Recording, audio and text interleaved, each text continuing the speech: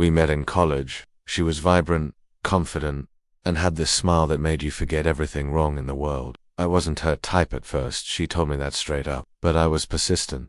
Not pushy, just present. When she needed someone to talk to, I was there. When her old wounds reopened, I listened. I didn't try to fix her, I just stayed. Eventually, she let me in. She told me about her ex, how he left her when she needed him most, how he cheated, how he made her feel worthless. And I, being the fool in love, swore to never do to her what he did. I made it my mission to be different, to be better. For the next 2 years I gave her everything I had. I prioritized her, celebrated her wins, comforted her losses, whether it was her period cramps at 2 a.m. or staying up with her the night before a big exam. I was always one call away. I didn't just love her, I invested in her. But looking back now, maybe I was too available. Because something changed after our second anniversary. The I love yous felt less real. The kisses felt routine. She stopped sharing things with me. Her phone became a secret. She laughed at messages I couldn't see.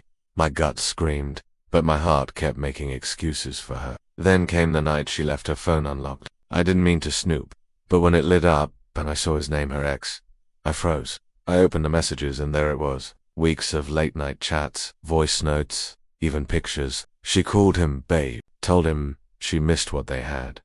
Said she was confused. Confused. I confronted her. She didn't deny it.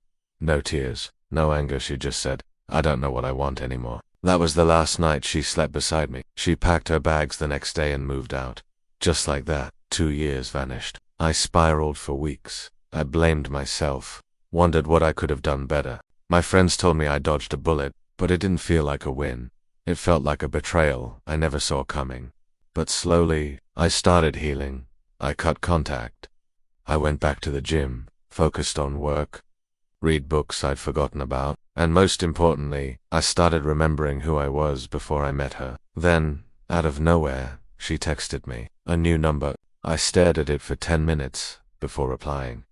Curiosity won. She asked how I'd been. I kept it short, polite, distant. Then she said it. I'm pregnant. I froze. My first instinct. It couldn't be mine. We hadn't spoken or seen each other in months. I asked the obvious. Is it his? She replied. I'm not 100% sure, but he left. Turns out, the guy she chose over me, the one she wasn't over, ghosted her the moment she mentioned the baby, blocked her on everything, disappeared. Just like he did years ago. Only this time, there was a child involved. Now she was alone, scared, and she remembered the one guy who never left her side me. She said things like, you've always had a good heart. You'd make an amazing dad. I know it's a lot to ask, but I need you. I sat there, rereading those messages, feeling a storm inside me. She wanted me to step in, to raise a child that wasn't mine, a child that might belong to the same man who wrecked both our lives. And part of me, that old version of me, wanted to say yes, because I loved her once, because the baby was innocent, because I'm not the kind of man who abandons people. But then I remembered the night I cried alone in the dark, while she was sending love notes to someone else. I remembered how small she made me feel, how she didn't even say sorry when she left, and how now, when the world turned its back on her, she came running back, not out of love, but out of desperation. I replied, I hope you and the baby find peace, but I won't be the one to give it to you. And I blocked her, not out of hate, but out of self-respect, because sometimes the kindest thing you can do for yourself is walk away from the people who only remember your value when they're in crisis. To anyone listening, don't let guilt tie you to someone who didn't choose you when it mattered. You're not their safety net. You're not their backup plan.